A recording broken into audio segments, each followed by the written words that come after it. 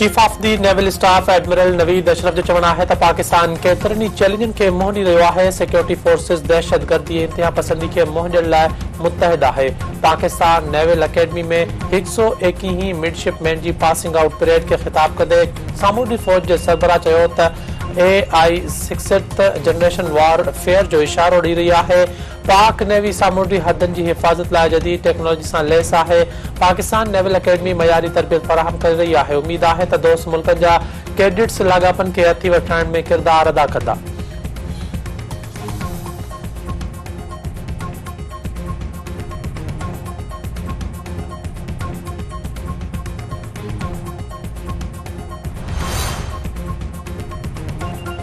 कराची में मुहर्रमुल हराम दौरान बिना इजाजत जुलूस और रैलियों कढण ते पाबंदी लागू नोटिफिकेशन जारी। सूबाई घरू खाते तरफा जारी कल नोटिफिकेशन में चयो वियो है त पाबंदी पहिरीं मुहर्रम का 10 मुहर्रम ताईं रहंदी। 9 और 10 मुहर्रमुल हराम ते मोटरसाइकिल की बेल सवारी ते भी पाबंदी होंदी।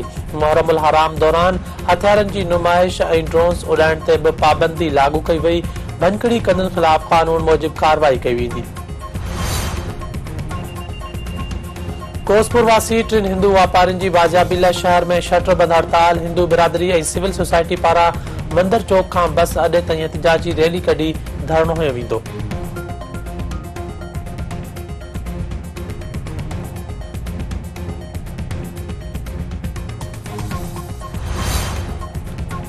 खिपरे वेझो पीरसन औरत जो वण में टंगियल हालत में लाश हथ पुलिस पहुंची। 60 वरनि जी बेवा रहीमा और जो लाश वण मां लाहे अस्पताल मुंतकिल कयो।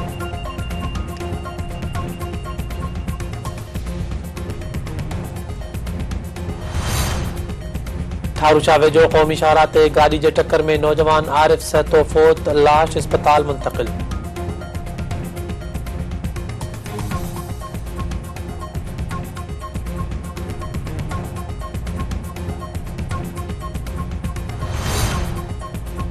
गजा में इसराइल की बर्बरियत जारी। गुज़िरियल 24 कलाकनि दौरान वधीक 107 फलस्तीनी शहीद थी विया, केतिरा ई ज़ख़्मी।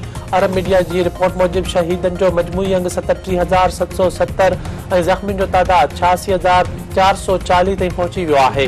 इसराइली जारियत खिलाफ दुनिया के मुख्तलिफ मुल्कन में एहतजाजन जो सिलसिलो जारी। अमरीका तरफा इसराइल के फराहम कयल बमन और मिसाइलन जा तफ़सील साम्हूं अची विया। परदेही मीडिया जो चवण है त अमरीका इसराइल के 2000 पाउंड वज़न जा 14,500 पाउंड वजन जा 6,500 बम मोकिले चुको है।